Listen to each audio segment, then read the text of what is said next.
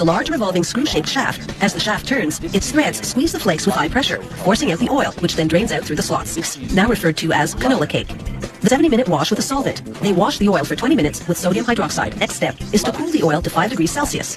This thickens those waxes. The waxes don't go to waste either. The factory uses them to produce vegetable shortening. Washing and filtering the oil, they bleach it to lighten the color. The steam injection heating process to remove the canola odor.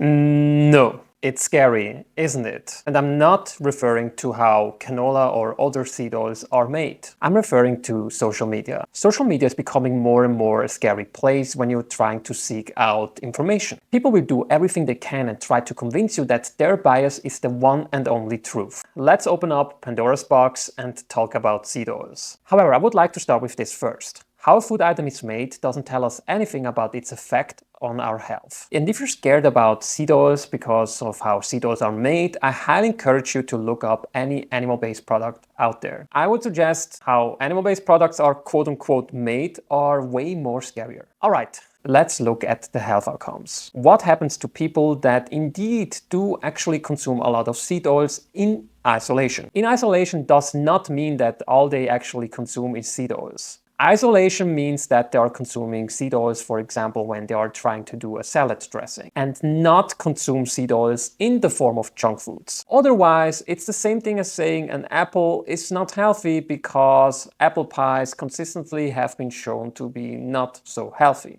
Seed oils are primarily made out of linoleic acid and alpha-linolenic acid. These two fatty acids are essential, meaning our body cannot produce them on its own. And hence we have to consume it through our diet. And these two fatty acids are the perfect lie detector for an observational study. Because if you send out a food questionnaire to people and they actually write in that they consume linoleic acid and alpha-linolenic acid every day, all day, but the researchers couldn't find anything in their blood or in their adipose tissues, for example, well, then you know they are lying. Let's highlight, in my opinion, the best systematic review of meta-analysis ever conducted on seed oils. This systematic review and meta-analysis of prospective cohort studies looked at linoleic acid intake and mortality. This review included 44 prospective cohort studies, over 800,000 participants, and they took a biomarker sample of over 65,000 participants. They saw that higher linoleic acid intake was associated with a 30% decrease for total mortality, a 13% decreased risk for cardiovascular mortality, and an 11% decreased risk for cancer mortality.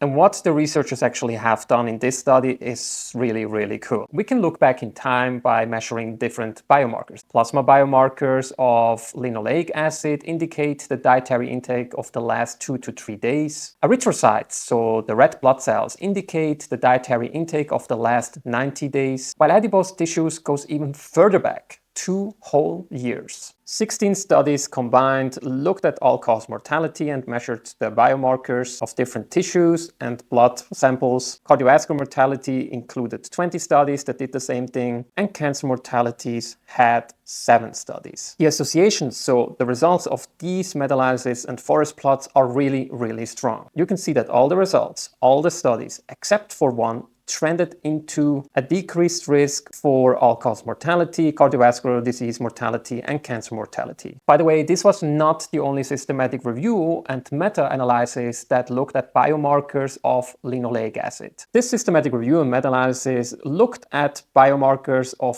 linoleic acid and the risk for stroke. They included 12 studies with nearly 48,000 participants, and they saw a decreased risk for total stroke of 12%. While it's important to note that the researchers found a reduced risk for ischemic stroke of 13% and no statistical significant association was found for hemorrhagic stroke. Looking at the totality of evidence, I don't see how someone can actually make the claims that seed oils are bad for you. By the end of the day, how a food is made is really important for ethical and moral reasons, but it tells us nothing about its effect on our health. What are your thoughts about this topic? Feel free to let me know in the comment section. Thanks for watching, and I'll see you during my next video.